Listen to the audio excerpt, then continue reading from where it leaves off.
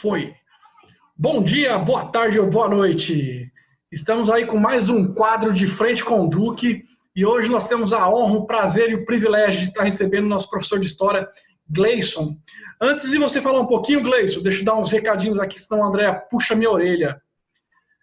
Se inscrevem lá no canal DC no YouTube, ative o sininho, dê o seu likezinho e se inscreva lá no nosso canal. E só para fortalecer mais ainda, aqui, ó, Colégio Duque Castilho, com as máscarazinhas de segurança. Ó. Além de voltar seguro, vai voltar fashion para o Colégio Duque Castilho. Vamos dar início ao nosso bate-papo aqui com Gleison. Boa noite, Gleison. Olá, boa noite. Na realidade, bom dia, boa tarde, boa noite a todos, ao André e também a todo o Colégio Duque Castilho, aos professores, coordenação, direção, os pais, né, e toda essa grande família Duque Castilho, tá? Sintam-se todos abraçados. Maravilha. E sinta-se abraçado, né? Nesse momento de isolamento é o que nós podemos fazer via Zoom, né, Gleison? Exatamente. Hoje nós vivemos um momento no qual a gente, de forma alguma, imaginaria que estaríamos passando por esses problemas relacionados à saúde pública a nível mundial. Eu, como historiador, já estudei muito, a gente estuda muito essa questão das pandemias, né? A historiografia ela traz que as primeiras pandemias já aconteceram no Egito Antigo, né? E aí ela vem ao longo da história da humanidade, né, alguns casos, principalmente durante o século XIV, da Idade Média, a gente tem aí a chamada peste negra, né, que era vinda, na realidade ela nasce no Oriente e através dos navios comerciais de Veneza e da cidade de Veneza, da cidade de Gênova, esses navios eles vinham com ratos que vinham com pulgas e aí foi disseminado a peste negra na Europa, que dizimou mais ou menos um terço da população, ou seja, 25 milhões de europeus naquele período ali do século XIV perderam a vida por conta dessa pandemia. Também no século XX tivemos o problema da peste bubônica, né?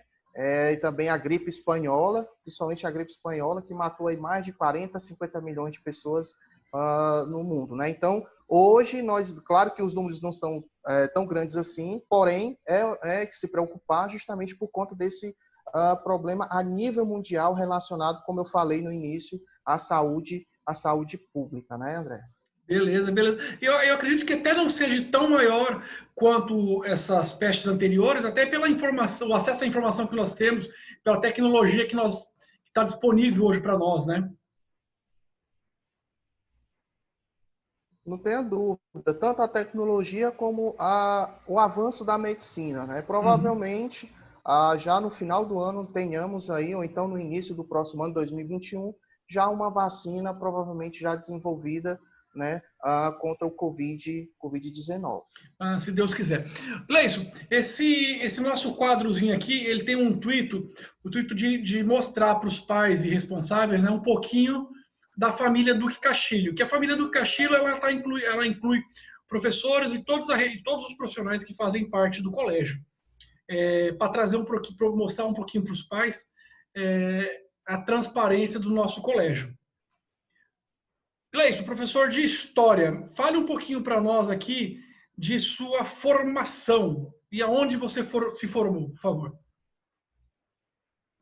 Antes que eu comece a falar um pouco da minha formação, já queria parabenizar você, André, por essa iniciativa, né? Eu trabalho como professor em outras escolas, tanto em Fortaleza como em Caucaia, e eu não tinha visto ainda essa iniciativa. Então, eu já deixo aqui de antemão meus parabéns por essa iniciativa, eu acho muito louvável. Isso Obrigado. que traz a interação, né? Isso faz com que as pessoas se relacionem melhor, saiba com quem você esteja lidando, os profissionais que estão inseridos dentro do ambiente escolar. Vamos lá. Meu nome é Gleison Alves, eu sou historiador de formação, eu me formei na Universidade Estadual lá em Sobral e também eu tenho pós-graduação em políticas públicas, políticas sociais, também tenho especialização em História do Brasil, em História do Ceará. Tenho cursos de extensão relacionados aos regimes totalitários, aos regimes autoritários também. Fiz pelo o Tribunal Regional, na realidade foi pelo o Tribunal de Justiça, né? Eu tenho alguns cursos de extensão relacionados também à africanidade, que eu gosto muito de estudar a questão da africanidade, e também tenho alguns cursos relacionados às minorias voltadas para os movimentos, né? Movimentos negros, movimentos indígenas, movimentos quilombolas. Eu tenho alguns cursos de extensão por algumas universidades a nível nacional, né? Então, meu objeto de estudo na historiografia é a história cultural e a microhistória, né? A gente traz essa perspectiva do micro, diminui o tamanho dessa lente para que você possa, de fato, entender esse contexto no qual você esteja estudando a partir do micro, né? Desse microscópio que é possível através da chamada história, da microhistória, que é uma corrente historiográfica que ela se desenvolve a partir da década de 20, né, 1929, com a chamada Escola dos Análises, que é uma escola que se desenvolve na França, na figura do Marc Bloch e do Lucien Febvre, né, que são dois grandes historiadores que trazem uma nova perspectiva historiográfica, né, a nível mundial. E estou me preparando agora também para o mestrado, provavelmente no próximo ano eu esteja inserido no curso de mestrado ligado à educação. Que maravilha, muito bom, parabéns, viu, Gleison? Gleison, conte um pouquinho, não, a sua experiência profissional. Você sempre foi professor, Gleison? Não, eu nem não a minha vida na educação, ela mudou completamente, a minha vida particular, evidentemente, porque eu passei muitos anos trabalhando em um outro ramo, né? Eu trabalhava com o mercado farmacêutico, trabalhei também em alguns laboratórios, e aí há mais ou menos 4 anos eu comecei a lecionar, e aí eu me apaixonei literalmente para a educação. Haja vista que, ao meu ver, a educação ela transforma, ela é algo transformador, como é o slogan da escola, né? E eu compartilho essa ideia.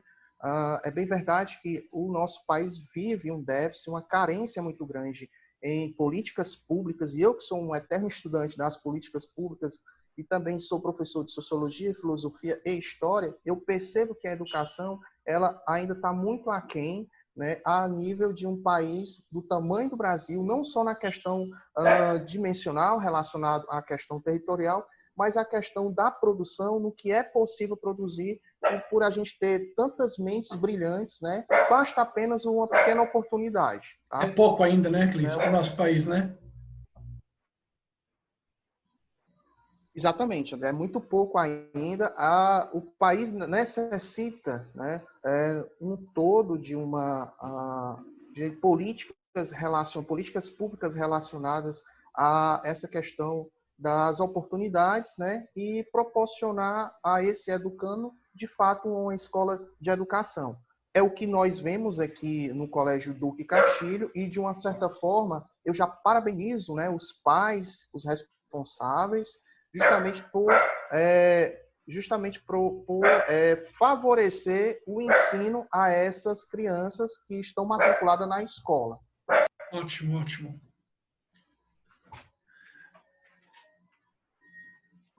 Meu amigo Gleison, não se preocupa com o cachorro, é isso mesmo, nós estamos dentro de casa. A minha não está latindo porque está lá embaixo dos meus pais. Ouvimos. Isso que é bacana. Nosso papo tem que ser descontraído, deixa o cachorro latir. O meu passarinho não está cantando porque está no escuro ali já. Na realidade... Pois é, eu sou casado, né? Você não perguntou, mas eu sou casado. Ia chegar nessa pergunta aí, ia perguntar nessa pergunta. Casado, filho, mora sozinho, enfim. Olha aqui, tá vendo passando atrás? Pois é coisa que acontece dentro de casa só. Eu sou casado há 15 anos, por incrível que pareça, né? Amo demais a minha esposa. O nome dela é Núbia Lessa. Eu tenho um filho de 11 anos, o Arthur Lessa, e também tenho uma filha, só que a minha filha tem 4 patas, que é a Mel, né? Que é uma Dash, que eu a amo também demais. Também tenho uma, a nossa chama Minhoca. Esse é o nome carinhoso que a Andréia Alexandra deu para ela. Ela aqui, ó. André, a conexão, eu acho que não está no... Você está falando e está cortando, né? Infelizmente, é o que está acontecendo, né? Muitas das vezes, nas reuniões, a gente tem esse problema da conexão. Não sei se você está me escutando direitinho, Eu também mas te escuto eu um não estou pouco. escutando, às vezes corta. Certo, eu escuto um pouquinho, às vezes corta também, mas assim, no nosso áudio, eu já tive a experiência das outras entrevistas e acaba saindo claro. Realmente é um momento de internet, Okay. realmente um momento de internet. Vamos lá, você já falou um pouquinho da sua esposa, dos seus filhos, 15 anos casado, e olha, eu vou lhe parabenizar, viu, Gleison? Porque nós temos alguns professores gaiato aí, por exemplo, Diego, nós temos o Ícaro, nós temos o Felipe, ambos, os três, comentaram de suas noivas e esposas, porém, os mesmos não disseram o nome delas, acredita? Eu tive que fazer uma cobrança aqui ao vivo, no ar, né? Pois é, eu vou ter que... Para eles não tomarem um puxão de orelha delas após. Claro, exatamente. Tem que, quando for falar, tem que colocar o nome, né? Justamente para identificá-lo. Então, Claro. a família, ela é fundamental, né? Em todos os aspectos, André.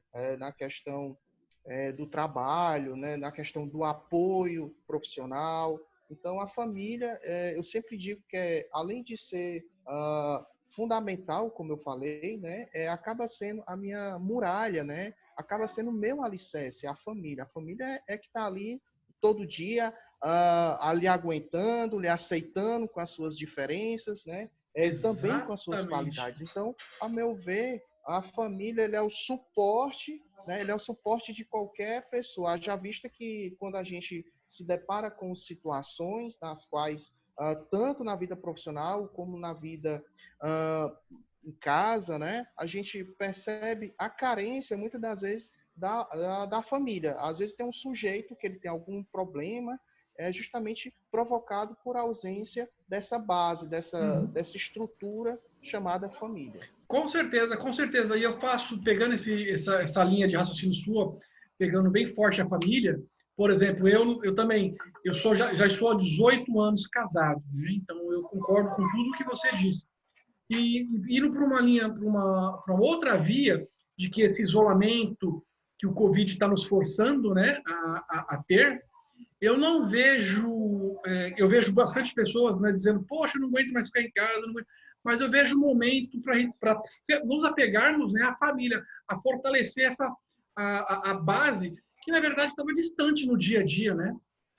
Hoje em dia nós conseguimos ter essa convivência com maior presença física, né? Mesmo dizendo assim. Claro, o momento, né? A palavra-chave, no meu entendimento, é resiliência.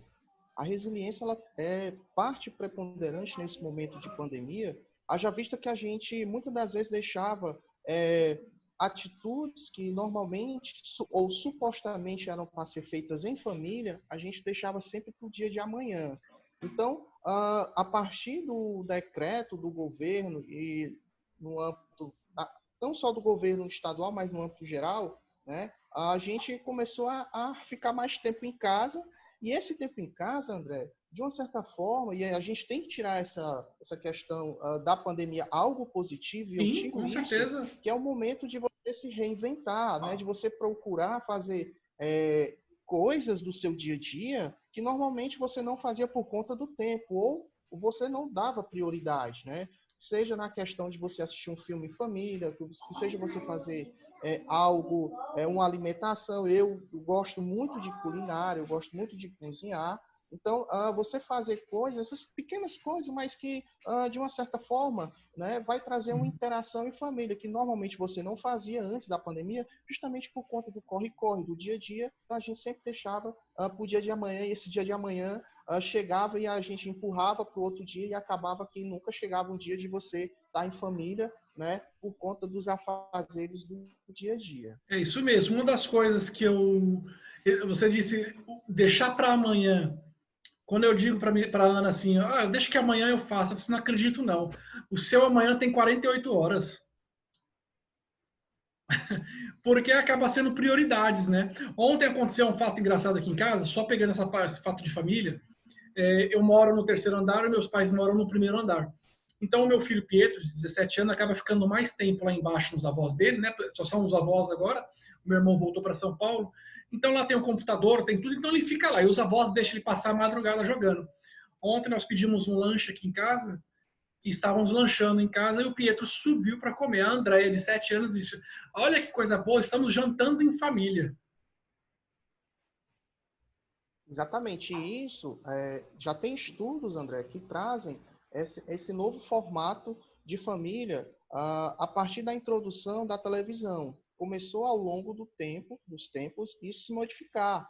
Porque eu não sei se você lembra, mas o contato que eu tinha com os meus avós, na hora das refeições, era todas as pessoas que estivessem na casa tinha que estar ali sentado na mesa, né? E aí compartilhando aquele momento de família. Hoje a gente vê um na televisão, o outro no computador, Um um no na sofá, cozinha, um no sofá, exatamente, é isso né? mesmo. E a gente não tem interação mais de forma física, olhando olho no olho. Eu ainda sou essa questão da moda antiga, olhar no olho, sabe, André? Eu gosto muito disso, de você, não importa o que você esteja conversando, pode ser até uma bobagem, mas é legal você estar sempre falando olho no olho. E eu que estudo essa questão das relações interpessoais, das relações pessoais, né, eu percebo o quanto a comunicação ela é importante, mas é uma comunicação feita como nós chamamos tete a tete, e não através do celular, né? Então, eu já, às vezes, quando saio com a minha esposa, meu filho, para a gente jantar, eu percebo as pessoas se falando à mesa, mas pelo telefone. Então, eu acho isso muito estranho. Como você está de frente a uma pessoa, você se comunica pelo telefone. Então, na realidade, o telefone hoje, ele não tem mais a função na qual ele foi criado, que é justamente você fazer ligações rápidas, né? Se Aproximar a comunicar. distância, né? Isso. Então, não, as pessoas elas utilizam, elas acessam as redes sociais, né? Na realidade, é até uma máquina fotográfica que você tem na mão, você consegue fazer diversas coisas do seu dia a dia que normalmente você não fazia, mas assim, o telefone celular, ao meu ver, ele está substituindo muitas das vezes a conversa olho no olho. E isso faz mal. Ao meu ver, isso está fazendo mal, porque o telefone, eu sempre digo, em sala de aula, acaba sendo o próprio órgão, né, do ser humano. O ser humano acaba absorvendo o telefone como se fosse um elemento primordial para a vida dele e que ele não possa mais viver sem o telefone. Não sei se você lembra, há um tempo atrás, quando uma rede social ficou um tempo aí sem funcionar por uma determinação do Judicial, né? juiz, né, da determinação judicial. E aí foi uma loucura. Como é que os alunos dizem, professor, como é que eu vou ficar sem meu celular? Como é que eu vou ficar sem comunicação? Eu disse, você quer falar com a pessoa? Liga. A rede social ela vai dar uma paralisada só durante 24 horas, mas você liga para ela, você quer falar com ela, né? Mas enfim, é interessante que essas modificações através das tecnologias, elas estão afetando diretamente e significativamente a vida das pessoas, as relações das pessoas, Está se né? tornando comum, né? Infelizmente, né? Não deveria estar. Se você for partir para as crianças, né, os brinquedos hoje, cada vez mais, elas têm uma conotação ligada à A tecnologia. Né? eletrônico.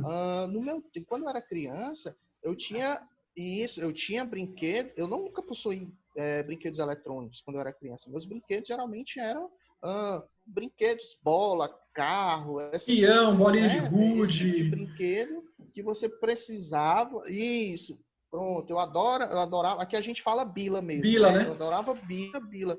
E uma vez eu fiz um trabalho numa escola que eu trabalho, eu levei esses brinquedos e poucas crianças sabiam o que era aquilo, né? Mas eles, dos telefones, do aparelho celular, né, do tablet ou da parte dos videogames, eles são fera. Mas esses brinquedos, né, eles poucos conheciam o peão. Talvez eles conhecessem por fotos, mas nunca tinham nunca tiveram acesso a um peão. Quanto mais brincar com o peão, né? Ou mesmo com uma bila, né? Então, a gente percebe que ao longo da história da humanidade, que seja no tocante às relações pessoais, interpessoais, mas ou seja numa questão mesmo das vivências, na vivência das pessoas, né? Essas relações elas vão se modificando através dos elementos que o próprio homem vai construir. Eu sempre digo também, André, que tudo que o homem constrói, você pode imaginar o que for, é a partir de uma inquietude, a partir de uma inquietação, né? Ou de uma necessidade. Por que eu tenho necessidade de criar aqui um mouse? O mouse ele vai me ajudar a eu trabalhar no computador. Por que eu tenho que criar um telefone celular? Então, justamente para eu me comunicar. Então, tudo que o homem constrói parte surge justamente dessa inquietação e dessa necessidade. Porém, isso muitas das vezes vai trazendo, ao meu ver, uma questão negativa. Há quem diga a questão que a gente está falando aqui em relação à comunicação. As pessoas não se falam mais em casa como a gente está falando aqui, né? Agora, Fala, às vezes, exatamente. um está num quarto, o outro está no outro quarto, e aí o cara manda mensagem para a esposa perguntando se o jantar está pronto pelo o aplicativo, né? É Pelo verdade, WhatsApp. Então, é verdade, é isso é verdade. muito louco, né? Isso é... E eu vejo assim, falando pela parte da tecnologia, o telefone celular, eu vejo ele assim, ele extrapola, né, o nível de loucura, vamos dizer assim, em inglês. Porque ele fugiu daquele padrão básico, que é justamente nos comunicarmos, e assim, ele partiu para um exagerado consumismo, né? Porque o mesmo telefone, daqui 2, 3 meses, ele muda. Aí, antigamente eram os pequenos, agora já são os grandes, agora voltou o pequeno, agora voltou o grande. Antes tinha uma câmera mais ou menos, hoje tem 12 câmeras, hoje tem não sei o quê. Aí eu paro para pensar assim, um telefone assim de R$ 8.000. Gente, eu me baseio basicamente, é um preço de um carro popularzinho, carro usado, mas é R$ 8.000. Aí você pergunta assim, você utiliza 100% das funções desse aparelho? Hoje é muito mais status, né? Na realidade, se a gente for partir de uma questão econômica, né, a gente tem aí o capitalismo, né, que uma das bases do capitalismo é justamente o quê? O consumismo, né? É o consumismo exacerbado, mas esse consumismo não basta eu consumir um produto qualquer. Ele tem as marcas determinadas na qual vão me dar um bem-estar e vão mostrar para a sociedade o meu poder aquisitivo. Mesmo que você faça em 24 vezes, em 36 vezes, isso não importa. Importa que no final disso tudo, eu vou estar inserido numa camada na sociedade na qual eu tenho um telefone de última geração. E isso é bem interessante, porque na hora que você se reúne com os colegas, com os amigos, eu faço questão de mostrar o aparelho de, como você falou, 8, 9, 10 mil reais, né? Por quê? Porque isso está ligado ao meu ter e nunca ao meu ser. Às vezes o cara não sabe nem falar, né? Às vezes ele não sabe nem as funções do telefone. Porém, ele, ali no momento, ele tem. Então, isso é interessante a gente debater, e eu faço muito isso em sala de aula, qual a necessidade real de você ter um aparelho que custa 10 mil? Isso é Será se um aparelho que... importantíssimo debater isso em sala de aula. Parabéns. Evidentemente, eu faço isso justamente para mostrar a eles que isso que está sendo introjetado na cabeça das pessoas e cada vez mais de forma forte, fixa, né? E em crianças, né? O meu filho tem 11 anos, mas há anos que ele me pede um telefone. Eu digo, para que você tem? Qual a necessidade você precisa ter um telefone?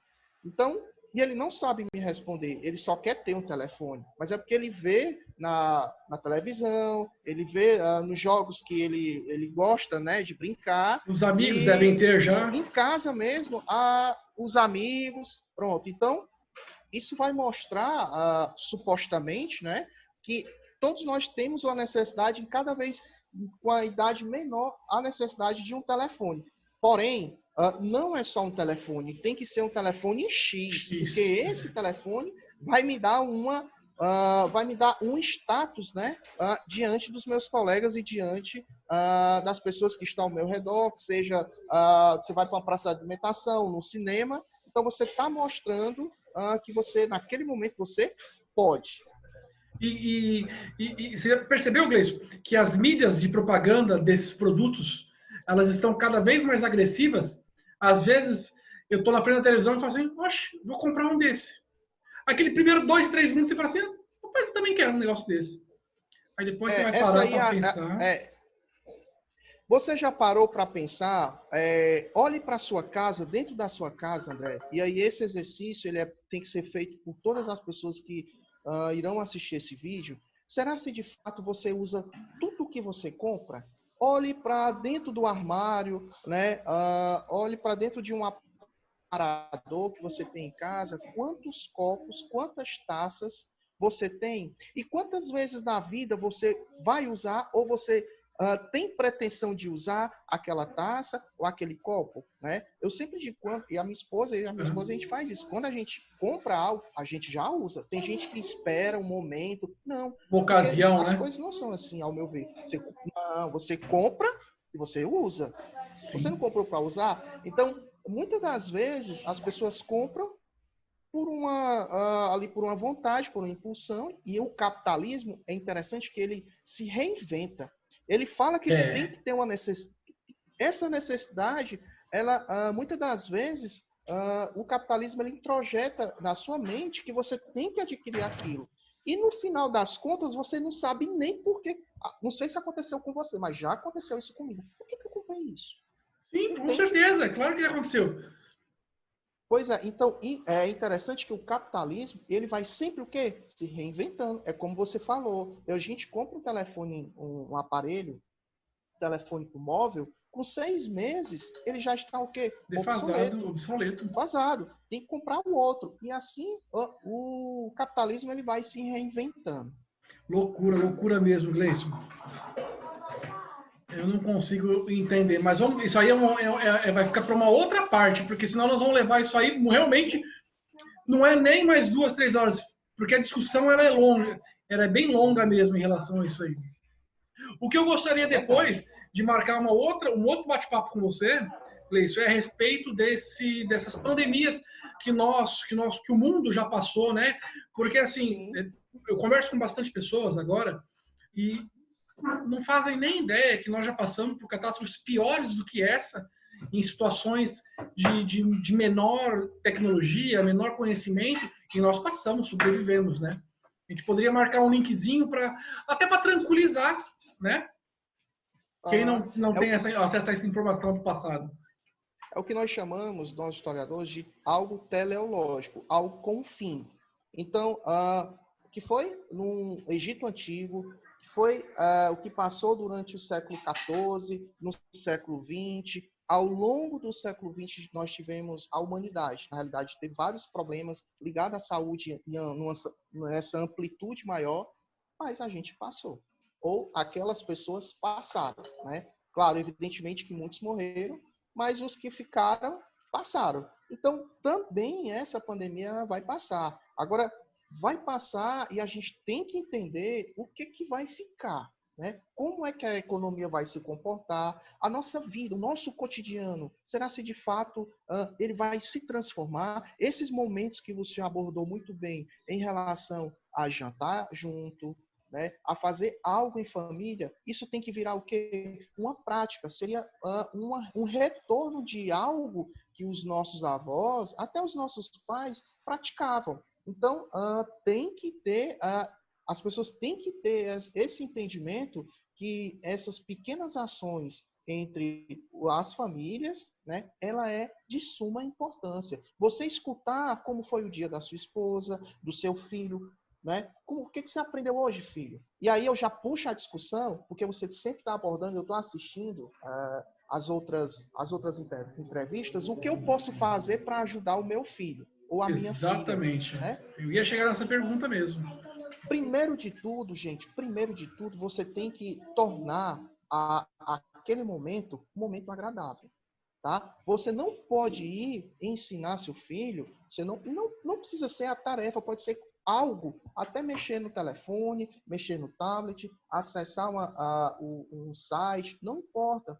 Algo que você for explicar, você tem que tornar aquele momento um momento agradável, tanto para você que tem o conhecimento, como para a pessoa que vai receber fazer entender o que você Sim. está passando. Então, não adianta você criar barreiras, porque você não vai conseguir ensinar, você não vai conseguir transmitir o seu conhecimento para aquela pessoa que está naquele momento necessitando daquela ajuda. E A acaba melhor coisa, a se melhor tornando coisa uma que tem, situação André, desagradável, né? com certeza, tanto para você, desagradável e É. desconfortável, O tanto Felipe para deu uma você dica como para a bacana. pessoa. O Felipe, professor de educação física, de todos os professores que eu venho perguntando, que vem passando por esse quadro aqui, a base realmente tem que ser, ela é a paciência. Nós temos que ter paciência. Mas o Felipe abordou, foi o primeiro que abordou, e agora você, de nós não podemos estar inquietos, nós precisamos estar tranquilo. Você chegou do trabalho cansado, estressado, porque assim, não é fácil a vida de um pai e de uma mãe. Porque assim, eu estou frisando o seguinte, Sim, senhores pais e mães irresponsáveis, nossos professores, esses profissionais que têm uma paciência enorme, também são pais. Também tem contas para pagar, também tem problemas, também tem essa vida agitada. Então, assim, chegou em casa, não vai ensinar o seu filho, não vai ensinar a sua filha. Toma um banho primeiro, relaxe, jante, tome um café, enfim. Aí sim, vamos sentar e é o que você falou. Vamos ensinar, que seja 5 minutinhos, que seja 10 minutos, mas vamos fazer aquele momento que seja prazeroso, não é isso? exatamente, porque vai fluir. Não adianta você, eu até respeito a opinião do professor Felipe, e até compartilho, mas o que adianta você chegar, tomar um banho, jantar, tá bem, relaxado, mas se você não tornar aquele momento prazeroso para você e também deixar o seu filho ou a sua filha de forma confortável, nada vai adiantar. Você pode ter passado o dia de folga. Quando Sim. passa o momento de você ensinar, né, e aí você criar essas barreiras, essas dificuldades, não vai adiantar. Então, a dica que eu dou é fazer com que aquele momento seja um momento prazeroso, tanto para você, pai, mãe, ou também para o filho, porque ele vai saber que ele vai estar o quê? Sendo bem amparado, ele vai saber que o pai ou a mãe está dando o melhor para ele. Não basta você achar que colocou uma criança numa boa escola é suficiente. Não. Aí é que eu digo, a educação chama-se parceria. Parceria entre o que, professor? Entre a instituição educacional, tá? Entre os profissionais que lá estejam, do porteiro, a dona da escola, a gestora e os pais. Os pais é o complemento, tá? Importantíssimo, os pais e os responsáveis na questão educacional. Essa Não assistência, né? apenas, evidentemente, porque o que a gente vai ensinar a seus filhos, aos nossos alunos, a gente não consegue ensinar tudo, né? Por isso que os pais são importantíssimos. Tem uma educação, minha mãe sempre diz, e eu concordo com ela, que a educação, ela parte dentro de casa. A questão de comportamento, a forma de você falar, a forma de tratamento, né? Esses tratamentos pessoais, eles são muito importantes. Então, isso é trabalhado justamente onde? Em casa. Essa questão comportamental.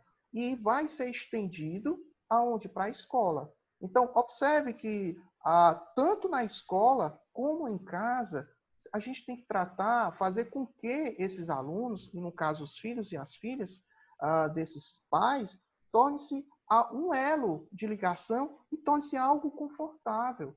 É como você fala nas outras entrevistas, os nossos filhos são os nossos maiores tesouros. Então, como é que você Exatamente. vai tratar um filho de uma forma que não seja adequada? Evidentemente que não. Então você tem que fazer com que seus filhos eles se sintam muito acolhidos, mesmo que seja no momento de dificuldade, como o André fala, que não consegue Não ensinar. consigo ainda, não consigo. Ainda não, mas Mas eu estou melhorando.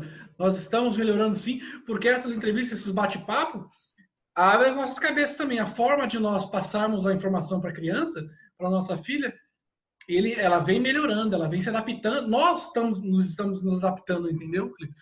E pegando esse fio de que você me falou agora, tão importante quanto voltar às aulas, porque as aulas vão voltar, senhores. Ela está bem sim, próxima de voltar. A princípio, agora, eu digo a princípio porque é político. Está na quarta fase, na última fase de retorno, né, sim, desse isolamento. assim, tão importante quanto voltar às aulas vai ser manter, nem que se for uma, duas vezes na semana, esse apoio da família para ensinar os filhos, né, no acompanhamento escolar, porque isso fortalece muito o trabalho de vocês também, não, Gleison? Não tenha dúvida disso, né? Como eu digo, ensinar, tem até um slogan de uma universidade aqui em Fortaleza que é ensinando e aprendendo, né? Isso é importante, porque primeiro você tem que ensinar para ensinar, ou aprender para aprender. Então, não adianta você ter um excelente currículo se você não tem didática, né? Se você não tem metodologia. Mas, professor, como é que eu vou adquirir isso? Gente, não existe a melhor faculdade no mundo do que o dia a dia. Porque você está inserido É a dentro da prática, escola. né? A prática. Então, isso vai corroborar com o que eu falei no início de resiliência. É como você falou, eu não estou conseguindo ensinar da forma que eu quero, porém, eu já estou melhor do que quando eu comecei. Então, um bom cozinheiro, um bom chefe de cozinha, ele não começa já no topo. Ele vai lavar prato. É a mesma coisa em qualquer outra profissão. Como eu sempre digo, é você fazer algo com amor, né, com dedicação, com profissionalismo, e aí a vitória é garantida, né? A vitória, ela é certa. Por isso que eu falo que educação tem a ver com comprometimento, em tornar aquele ambiente, que seja em casa, nesse momento de pandemia, ou que seja na escola, um momento agradável. Tá? Evidentemente, eu não posso também achar que as diferenças dentro da escola elas vão florescer. Claro que sim, tanto é que a gente tem vários estudos, vários artigos publicados sobre o bullying. Né? O bullying na escola ele é muito presente, porém, e aí o Duque Castilho se preocupa muito com isso, e eu já deixo aqui meus parabéns a tanto a gestão, como a direção, coordenação e também a nossa psicóloga, porque trabalha em conjunto com os professores e os profissionais da educação para diminuir ao máximo e zerar, na realidade, esse processo de bullying, que ele é visto não só no Brasil, mas no mundo geral. Então, o que eu estou dizendo com isso? Que o ambiente escolar, apesar de ser um ambiente, muitas das vezes, um pouco conflituoso, porque a gente está trabalhando com mentes que estão em formação, mas a gente, como profissional da educação, os profissionais, no modo geral, tem que fazer com que aquilo torne-se agradável, né? Torne um ambiente que seja saudável e que as crianças elas tenham aquela vontade todos os dias de ir à escola. Ora, quem que não gosta de ir para um lugar que se sinta bem? Então, a escola ela tem esse papel também de acolhimento. Eu acho muito bonita a nossa diretora Ana Paula, que todos os dias ela está ali na frente da escola recebendo os nossos alunos. Eu acho isso super, super louvável, porque ela está ali participando, né? Ela é muito presente, tá? E, no modo geral, todos os profissionais do Colégio do Duque Castilho estão de parabéns. Mas esses pequenos detalhes fazem muita diferença, né, Gleison? O fato de estar recebendo pais e alunos na frente todos os dias, faça chuva, faça sol, é muito bom, né? Você estar chegando numa escola, num lugar e ser recebido dessa forma, né? Olha só, quando você chega, o pai e a mãe chegam na escola, ela está deixando ali, naquele momento, naquela manhã, ou os alunos que estão durante o período todo do STI, o seu tesouro, o que ele tem de Seu bem maior, o mais exatamente. relevante na sua vida. Então, ele tem que saber para quem ele está entregando, para quem ele está deixando a guarda. E aí, gente, eu acho muito interessante essa particularidade da escola Duque Castilho, justamente no momento na figura da nossa diretora Ana Paula, e aí tem o corpo assim, os profissionais que ali trabalham. Pronto, me ajuda também que tudo isso que eu sei é prazeroso, torna-se a escola mais agradável. Eu vou até falar baixo que ela está bem por ali. Assim, diga para os pais, os nossos aquários também tornam o ambiente mais agradável, não é isso? Não tenha dúvida disso. Também lhe parabenizo aqui, André, por essa iniciativa. Eu acho que é tornar o ambiente mais agradável possível. Toda vida, quando eu passo, entro na escola, eu vejo crianças, né, os pequenininhos e também os maiores, admirando os peixes Então, isso é muito interessante, é fazer com que aquele ambiente seja, na realidade, uma extensão do seu lar, seja uma extensão da sua casa. Porque muitos dos alunos vivem intensamente o ambiente escolar. Então, nada melhor do que tornar esse ambiente escolar uma verdadeira extensão da sua casa. Você ser bem acolhido, bem recebido, né? Com todos os profissionais, isso para a criança e para o adolescente, no caso do nosso educando, é excepcional. Fantástico, até ainda mais para o pessoal que fica o STI, né, que é o Sistema de Tempo Integral, né? Exatamente, corretíssimo. Muito bom. Você não vai perguntar que time eu torço, não, é? Claro que eu vou. É que o papo tá tão gostoso e eu tô aqui, realmente já tô começando a bolar as outras perguntas. O Gleison, na verdade, eu estiquei um pouco essa palavra, em relação a time, porque eu sei que você também é santista, né? Como eu, né? Mas é claro, eu torço pro time que jogou o maior jogador do mundo, foi Pelé. Evidentemente, viu, professor Diego? Eu sou santista desde criança, tá? Na realidade, eu sou, como eu sou, trabalho com história social, eu trabalho muito com regionalismo. Então, eu sou do Ceará, eu sou torcedor do Ceará Sporting Clube, tá? O glorioso, né? O Alvinegro de Porangabuçu. Então, brincadeiras à parte, na realidade, eu gosto de todos os times, eu gosto de um futebol bem jogado, né? Quando eu estou assistindo um jogo que não é do Ceará, independentemente do time que esteja, dos dois times que estejam jogando, eu vou torcer sempre para que esteja melhor tratando a bola, como se fala. Um futebol mais bonito, né? Exceto evidentemente, o Fortaleza, eu tiro dessa, tá? Porque a rivalidade ela faz parte. Com eu certeza. Não posso ser aqui também. Né? Como eu. Medíocre A parte dizer... do Corinthians, eu também. Mas é o que nós estamos falando, que eu falei com o Diego, a rivalidade, como você disse, existe e ela tem que se existir, porém saudável, né?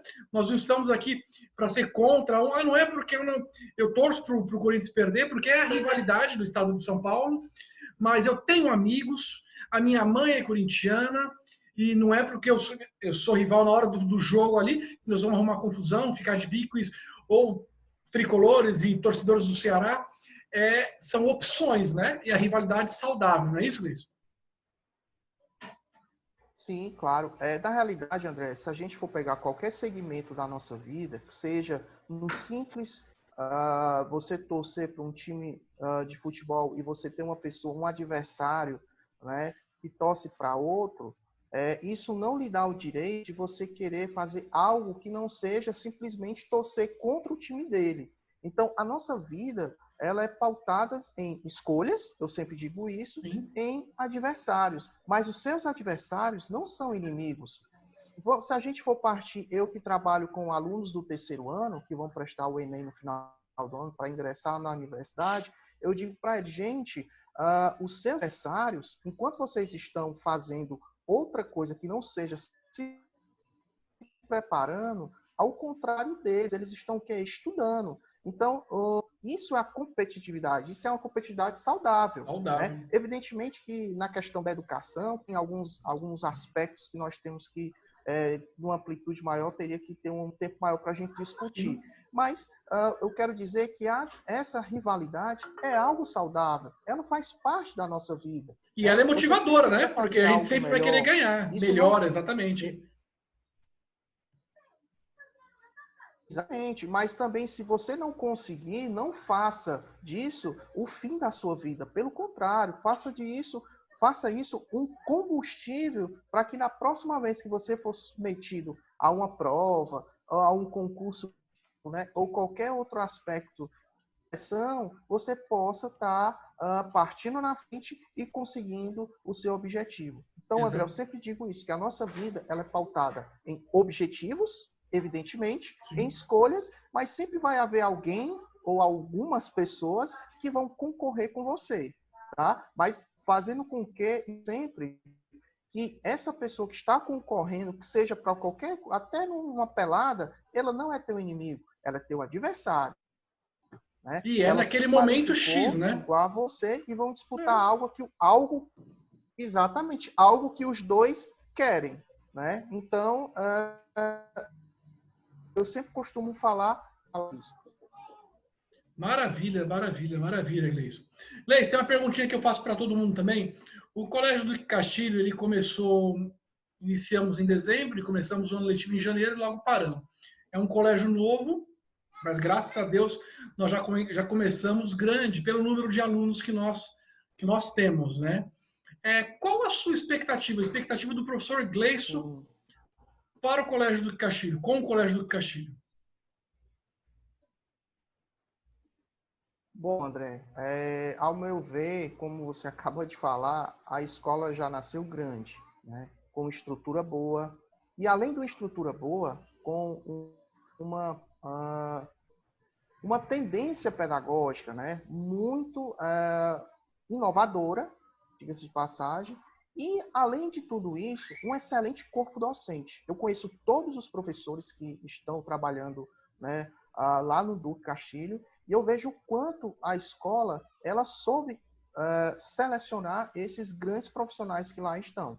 Então, eu vejo o Duque Castilho como uma grande potência no ramo da educação aí no Nova Metrópole. Eu que não sou da Caucaia, nem sou também do Nova Metrópole, sempre morei em Fortaleza, mas nessas minhas indas e vindas à Caucaia, eu percebo, né, o quanto a comunidade do Nova Metrópole abraçou, né, a escola. Mas abraçou por quê? Justamente pela a forma que a escola ela está desenvolvendo esse trabalho. Na sua figura, André Duque, e também na figura da Ana Paula.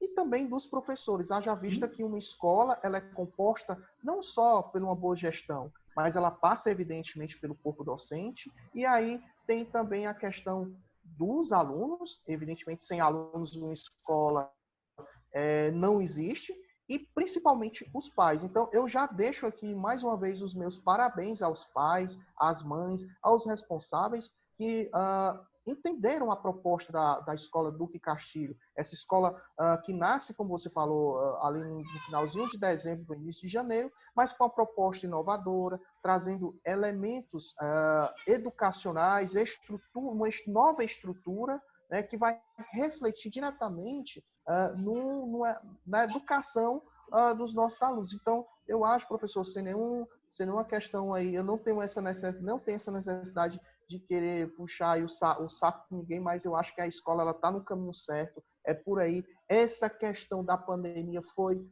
para a escola um desafio, e que os professores eles Está sendo um conseguiram. desafio. Está sendo, na realidade, que nós estamos vivenciando, mas está sendo, como eu sempre falo, a resiliência para todos nós. Nós estamos nos superando, todos os professores, né, estão de parabéns, justamente por conta de trazer sempre o melhor. Eu sempre digo, o André, que um dia que eu não estiver bem, eu não entro em sala. Por quê? Porque eu sempre tenho que dar o meu melhor. Porque tem pessoas em formação que estão necessitando do que eu tenho para trazer para eles, a minha fala. E isso é muito importante. Então, a escola ela está de parabéns nesse sentido. Aliás, em vários sentidos, na questão da escolha do corpo docente, na metodologia e na prática que a escola está adotando, os profissionais que lá estão trabalhando, a nossa diretora, a coordenação, né, o grupo gestor. Então, a escola, ela com certeza, a cada dia que passa, ela vai se fixar ali naquela região, e eu tenho certeza que os próximos anos eles vão ratificar tudo isso que eu estou falando, sem nenhuma sombra de dúvida. A escola do Castilho ela vai trazer, e já está trazendo, uma nova perspectiva, né? Uma nova forma de ensinar, seja na interação, e isso é importante ser dito, porque a BNCC já traz essa proposta no que tange a questão do protagonismo do aluno. É isso que os professores fazem em sala de aula, né? E os alunos recebem muito bem. Haja vista que aquela metodologia aplicada, provavelmente na época que você estudava no ensino básico, eu também, que era o professor falando e o aluno sentado mecanizado, isso não Mecanizado, acontece mais. engessado. Isso nunca engessado não acontece no do Castilho. Isso é nosso diferencial, é a participação, né? Eu costumo sempre trazer debates. E a historiografia e a história como campo do saber, como ciência, ela vai nos proporcionar esse entendimento a partir do que o aluno tem. Porque, minimamente, de forma mínima, todos nós temos um conhecimento. Tá? Uhum. Não importa a sua idade, mas você tem, quem está na escola, evidentemente, tem minimamente um conhecimento. Então, a partir desse conhecimento que a gente vai, no meu caso, que eu trabalho com história, com ciências humanas, desconstruir, né? Pode ser qualquer temática que você queira trabalhar, nós conseguimos, do Castilho, desconstruir. Então, seria aí uma outra proposta, né, metodológica, né, ligada a essa nova forma de pedagogia que a escola do Castilho está trazendo para aquela comunidade do Nova Metrópole. Que ótimo, que ótimo. E fortalecendo mais o que você falou, e assim, o propósito exatamente desse quadro nosso aqui é mostrar o alto nível dos nossos profissionais, do corpo docente, dos funcionários que lá trabalham, que integram diretoria, secretaria, manutenção, limpeza, a transparência para que eles tenham a confiança de deixar os filhos deles lá tranquilamente. Gleice, deixa eu ver se é verdade que eu tenho até uma colinha aqui. Vamos ver se você sabe. Eu acho que você sabe, né?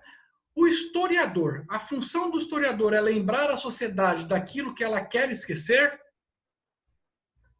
Peter Burke, É exatamente. isso mesmo. Peter Burke.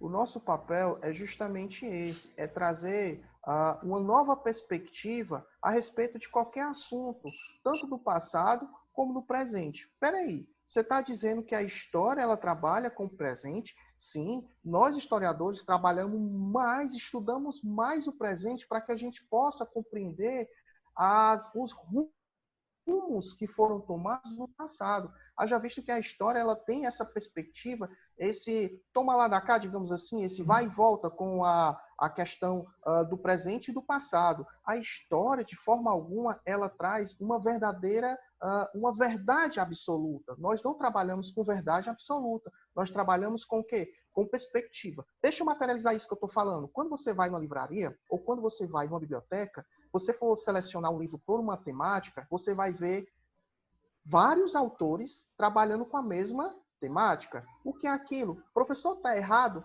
Não. É a perspectiva de cada autor sobre um determinado assunto. Então, isso que é legal, é você trazer os elementos do teu dia a dia, tá? A gente estava falando ainda agora do capitalismo, né? O capitalismo surge ali a partir do século XVII, né? Nesse século XVII, século XVI, com o fim do processo do mercantilismo. Então, a partir desse momento, a gente já vê esses traços do consumismo, desse liberalismo, tá? Somente ali no século XVIII, com o século das luzes, atravessando não só a Europa, mas o mundo todo, a questão da globalização. Né? Então, é importante essa questão de trazer o historiador. Há quem diga que os historiadores eram para ter um pouco mais de relevância na sociedade, porque a gente traz elementos que, como Peter Burke quis, fazer com que as pessoas não esqueçam, deixem parado, deixem guardado. E digo assim, logo, evidentemente que a gente não trabalha com o passado. Evidentemente também que nós trabalhamos com vestígios do passado para que a gente possa entender uma civilização.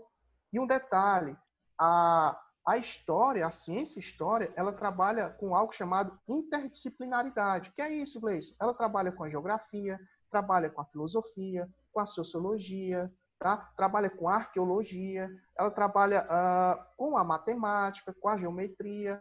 É um leque, né?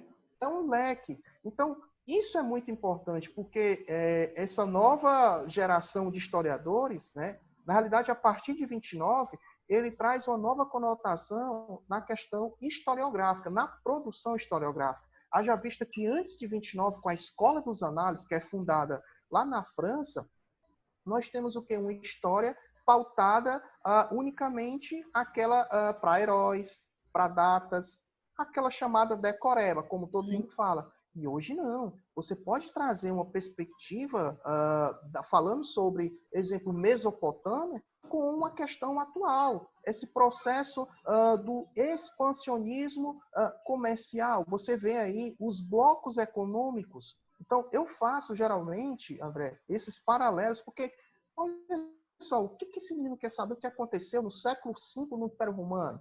Uhum.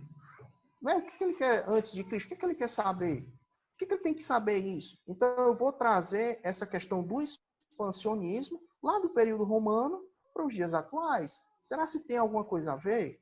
Então, o papel do historiador, entre outros, é esse, né? E só uma coisa que eu esqueci de falar no início, eu também trabalhei no Museu do Ceará, passei 8 meses trabalhando lá, né, como estagiário, foi assim uma experiência riquíssima, porque a gente vê a carência, né, desses equipamentos e, infelizmente, o poder público ele não dá uma, digamos, uma credibilidade, não desenvolve ou desenvolve minimamente políticas públicas voltadas para os museus. Então, eu também A trabalhei no prioridade, né? museu, Não, tenho não, não vários tem amigos. prioridade, A né? prioridade, É exatamente. lamentável, que é riquíssimo, né, a história, né? O museu vem se acabando também, né? Assim, ele tá...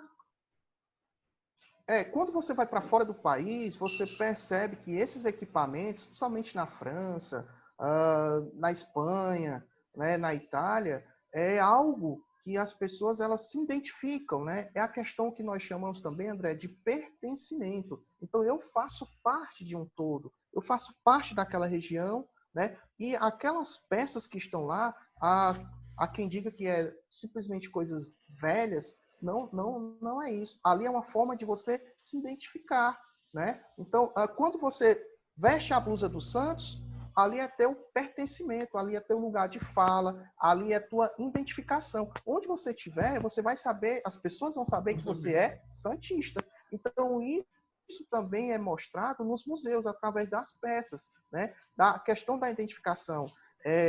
Ano passado, quando eu e o André e a boa parte da equipe hoje do Castilho, a gente trabalhava em outra escola e levamos os alunos para fazer uma visita ao museu, né? Eu fui acompanhando a professora de geografia na época e eu levei uma parte dos professores e também os alunos para ver os vaqueiros, a exposição dos vaqueiros, que inclusive estava fechada.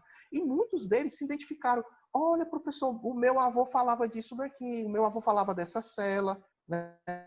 Falava da casa do vaqueiro. Então, olha só como ele, de uma certa forma, se identificou. Então, isso é o nosso papel, é mostrar, né, através desses objetos, né, o pertencimento. Tá? O pertencimento ele é fundamental, é a identificação. Eu pertenço a algo, né? Eu não vim do nada. Então, o nosso papel, entre outros, André, é justamente esse. Que bom, que bom. Eu tô um papo muito gostoso. Nós vamos fazer outros tapes desse aí. Até pode ser no de frente com o Duque também. Se alguém correr e tiver uma brechinha na vaga aí, nós vamos voltar, viu, Gleison? Vou te fazer uma outra Vamos. pergunta que eu faço para todos que estão passando aqui. Nós já conhecemos o Gleison um pouquinho no pessoal, do profissional, onde trabalhou, que realmente é um historiador, um papo bem bacana, bem gostoso de se escutar. Agora, sim, eu quero saber um pouquinho do Gleison, nós queremos saber um pouquinho do Gleison. O que os pais responsáveis podem esperar do Gleison com os filhos dele, para com os filhos dele? Primeiro, comprometimento com a educação. Eu, quando troquei, literalmente, mudei, para quem não me conhece, eu mudei completamente a minha vida. Quando eu Só comecei... uma pausinha rapidinho. O Gleison trabalhou em farmácia, olha como é que esse mundo ele é pequeno, né? Atendia o senhor Agenor, que hoje ele é o meu chefe na empresa onde eu trabalho. Sim, pois é. Então, o que os pais, os responsáveis, né? Como eu falei, a minha vida não foi sempre dentro da escola, né? Como professor. Eu sou professor há 4 anos, mas quando eu decidi largar tudo que eu fazia, justamente porque eu acredito na educação. Eu acho que a educação ela é transformadora, como a escola falou. Então, é através da educação que nós formamos os melhores médicos, né? Nós formamos os melhores advogados, né? Nós formamos qualquer outra profissão a partir dos professores, a partir da educação, do ensino. Então, respondendo, dedicação, comprometimento, profissionalismo, tá? Esses são, ao meu ver, André, as minhas principais características, nas quais são os meus combustíveis. Eu sempre quero melhorar. Para você ter ideia, praticamente 100% das minhas aulas eu utilizo Data Show. Por quê? Porque é uma forma de você atrair o olhar desse meu aluno. Haja visto que eu trabalho com documentários, com links tirados do YouTube, eu mando para eles, né? Cartografia, eu trabalho muito com a geografia, né? Porque quando eu vou falar de Mesopotâmia, como é que eu vou mostrar a ele onde é a Mesopotâmia, onde é o Egito, que é na África? Então, ele tem que saber, então ele tem que se situar. Por isso que eu trago, geralmente, lâminas, slides, justamente para facilitar. Então, essa forma, essa aplicabilidade do meu trabalho, ao meu ver, é o meu combustível. E quando eu recebo algum resultado positivo, que seja minimamente, isso é que vai fortalecer, não só a mim, mas qualquer profissional em qualquer área, para sempre desenvolver o melhor. Então, comprometimento, como eu falei, profissionalismo, dedicação, responsabilidade, porque eu estou trabalhando com crianças e adolescentes que estão em formação, e a minha área é uma área, infelizmente, ainda muito desfavorecida em relação à amplitude no geral. Claro que o Duque Castilho, ele me dá todas as ferramentas para que eu possa desenvolver, né, um bom trabalho. A Paula, né, ela sempre diz, professor, faça sempre o que você faz de melhor, que é as suas aulas muito interativas. Então, isso é algo positivo que a gente dificilmente acha em outra escola, essa questão da direção, da Essa coordenação. liberdade para poder trabalhar, né? Exatamente, essa liberdade. Mas, evidentemente, que essa liberdade, ela tem um caráter pedagógico, ela tem uma fiscalização pedagógica, não é de qualquer maneira. Então, pai, mãe responsáveis que esteja me escutando agora, tenha certeza que eu tento, de todas as formas, como o André fala, sempre dar o meu 110, ou 105, ou 110%, porque sem todos os profissionais que ali estão já dão. Exatamente. Gleison, eu quero, nesse momento, lhe agradecer. Tá? O Colégio do Castilho está honrado em tê-lo como o nosso quadro de profissional. Tá? Como você disse, os nossos profissionais, os nossos professores, num contexto geral do Colégio do Castilho, são de altíssimo nível, um nível de seleção muito alto. Senhores pais e responsáveis, esse quadro é para trazer transparência e eu convido o senhor ou a senhora, pode visitar o colégio, pode conhecer as dependências, converse com os professores, todos os professores, no momento, se estiverem disponíveis, tenho certeza que não irão se opor a conversar com os senhores.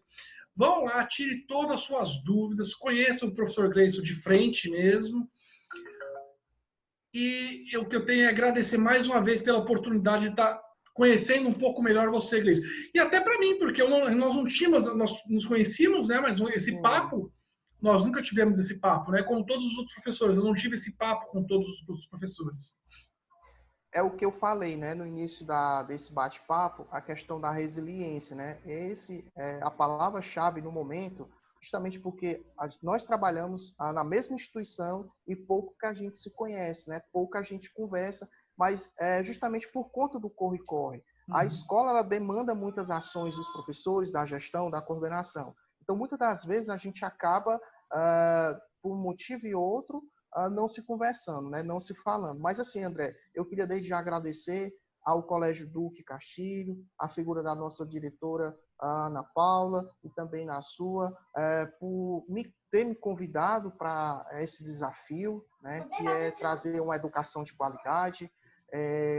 Eu acho que eu sou um privilegiado, sim, de trabalhar com vocês, com essas pessoas honestas, com pessoas compromissadas com uma educação de qualidade. Então, eu que me sinto honrado de fazer parte, como nós falamos, dessa grande família chamada Duque Castilho. E você que está assistindo esse vídeo, tem alguma sombra de dúvida, dê uma visita à nossa instituição lá, o nosso colégio, fale com os professores, né, com a nossa diretora, vá lá, dê um pulinho, que você será muito bem recebido pelos profissionais que ali trabalham, e diga-se de passagem, são excelentes profissionais, professores super dedicados, que trazem o que tem de melhor na educação ali naquela região do metrópole, na região da Caucaia. Então, eu deixo aqui um forte abraço a todos os meus alunos. Eu sou professor do 6º ao 9º ano, geralmente às quartas, geralmente não, eu estou às quartas e quintas, então um forte abraço a todos vocês, aos pais, aos responsáveis e também aos meus colegas e companheiros de trabalho. Maravilha, maravilha, Gleison. Um grande abraço mesmo, bem forte. E antes de finalizar aqui, mais uma vez, esse videozinho nosso vai lá para o nosso canal DC lá no YouTube. Se inscrevam, joinha, viu? Dê o like. Professor Gleison, divulga aí, que amanhã eu já vou dar o link para divulgar essa nossa entrevista, esse nosso bate-papo. Ative o sininho lá. Colégio do Castilho, com aquela máscarazinha bacana para sair, além de estar seguro, nós vamos estar fashion, não, Gleison? Exatamente, não deixem de se proteger, evidentemente, usem a máscara quando forem sair de casa e também quando chegar, ter cuidado com a questão do sapato, da roupa, lavar as mãos com água e sabão ou então com o álcool em gel, tá? Olha aí, então, mais uma vez, já ganhamos uma dicasinha do Corona aí e nós vamos fazer aquele quadro bacana lá para relembrar e tranquilizar também, né? Na verdade, eu quero fazer aquele quadro, Gleison, mas para tranquilizar, porque a informação, ela hoje em dia, ó, nós estendemos um pouquinho mais, essa informação do Covid, ela está sendo jogada em diversas mídias, né, em diversos canais, de uma forma muito grande. Então, assim, fica difícil de absorver qual é a verdadeira informação. A máscara resolve, a máscara não resolve, se eu passar álcool resolve, se tem que ser 70%, tem que ser 40%, o tênis fica fora, então é muita informação. Vamos fazer um quadro para tentar, sim, não é resumir a nossa conversa, mas simplificar o entendimento.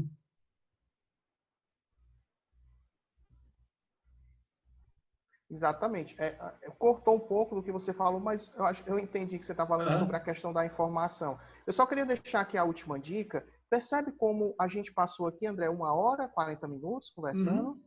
Bem rápido. Então, como o papo ele foi bom, porque a gente tornou um ambiente agradável. Sim. Então, torne um ambiente agradável.